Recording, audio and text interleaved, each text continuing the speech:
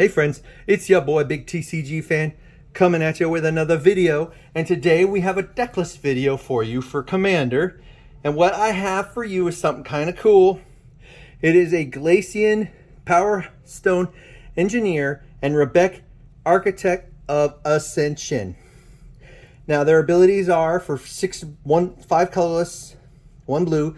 You can tap X untap artifacts you control, look at the top X cards of your library, put one of those cards in your hand and the rest in your graveyard.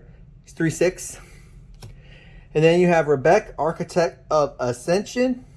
She gives artifacts I control protection from each converted mana cost among artifacts I control. They have partner. They're partners. She's a 3/4, and they're actually in storyline. They're partners as well. This deck is a steak and eggs combo deck, and I will explain it to you guys as we go along what happens here.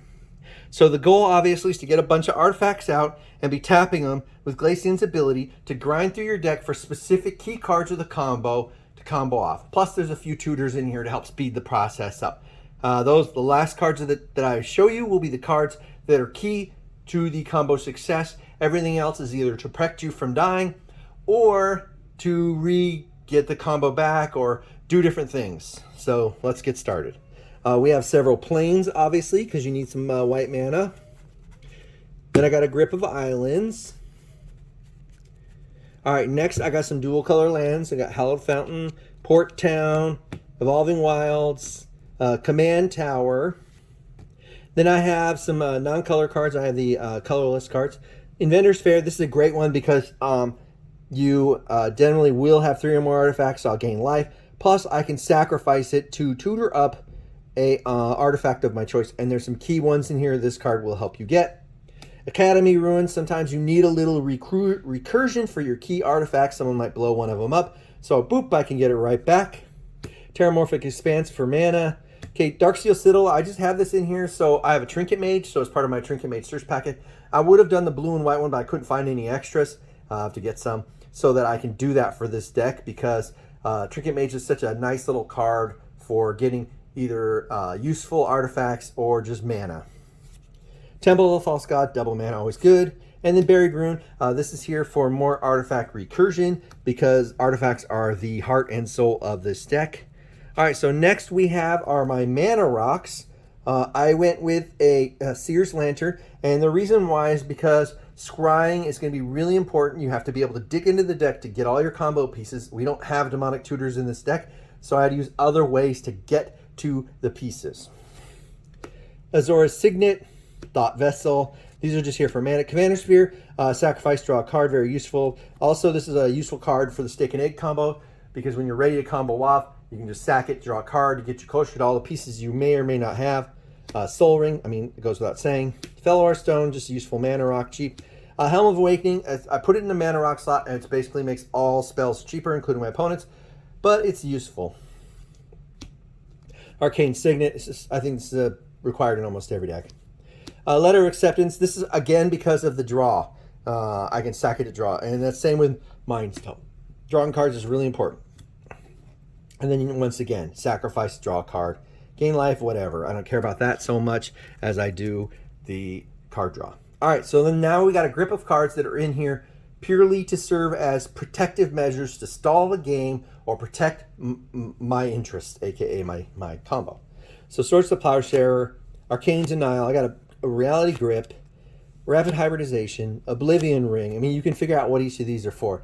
Blow something up or protect my combo. Curse of the Swine for larger hordes.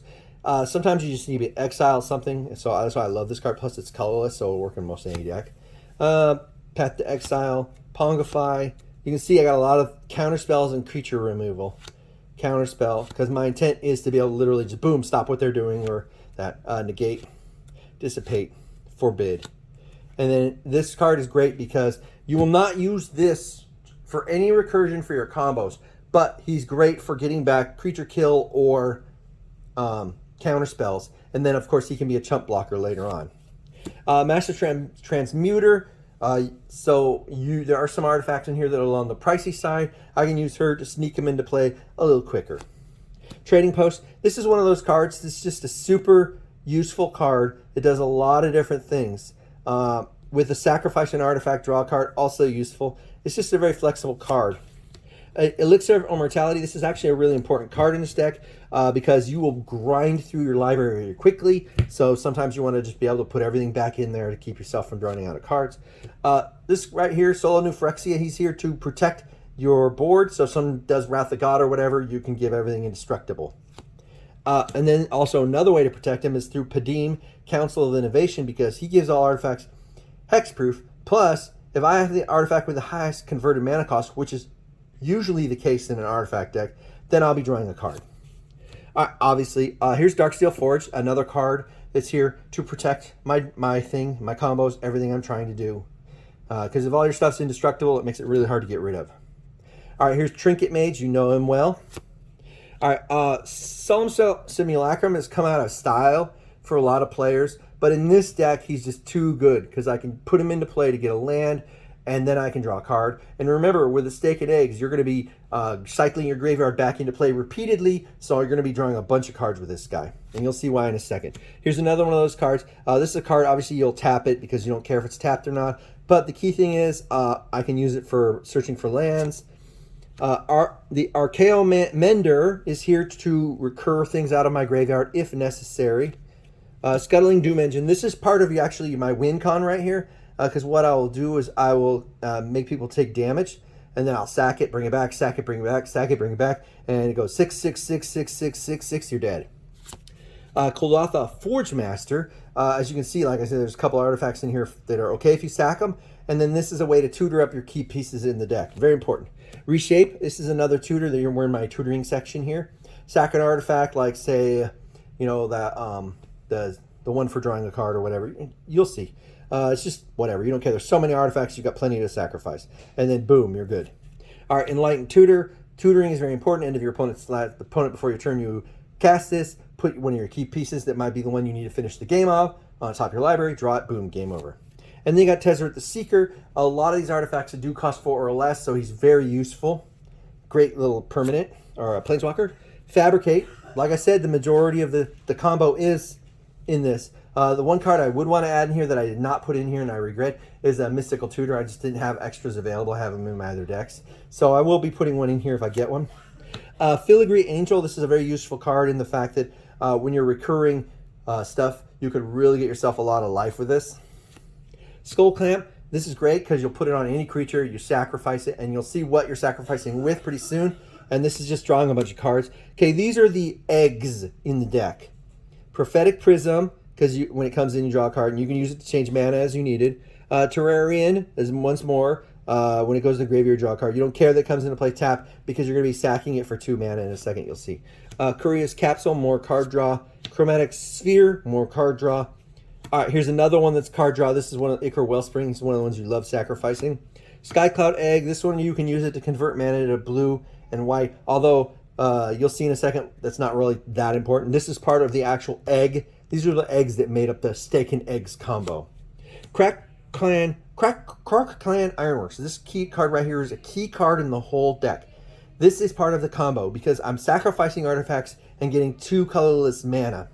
So this card is key, and you'll see why because of this card. Microsync Lattice turns everything to artifacts. So I'm just sacking a bunch of things, getting a stupid amount of mana, and then using the mana to recur. You'll have Open the Vaults, as this is the stake part of the combo, because I can stack a bunch of stuff, bring it right back, bam, boom, beam. Same with Faith's Reward, same thing. And then my personal favorite, Second Sunrise. The Second Sunrise is the key card, because unlike the others, which only do it for the turn in which you use it, this one right here takes advantage. This is the card, the most important card in the whole deck, because it takes advantage of Glacian's ability of dumping everything into your graveyard. So what you'll do is you'll end up with a huge pile of artifacts you've seen. I'm just tapping a bunch of them, grinding through my library, throwing most of it away, then Second Sunrising it right back into play, combo off for the win. Mnemonic Wall. This card is really important because it will get Second Sunrise out of the graveyard, put it back into my hand so I can cast it again. It's a circular thing. It becomes infinite at that point with Mnemonic Wall or Archaeomancer in play. And then, of course, Call to Mind, which is a one-time version of that. But these are all the key cards, and the way it works, like I said, is you'll turn everything into an artifact. You'll crack Con sack it for colorless mana. You'll then bring everything back because Glacian will fill your graveyard to huge proportions really quickly. As you've seen, most of the artifacts here, you don't really care if they're tapped or not. Plus, Glacian's ability is an instant ability, so what a lot of times, even if I have creatures, I can tap them at the end of my opponent's turn, grind through my library, and then once I get my second sunrise, it's combo time, game is over. So there you guys go. This is my Glacian and Rebbec second sunrise steak and eggs combo deck. And I hope you guys like this video. Please make sure you comment and subscribe down below. Share if you can. Peace out.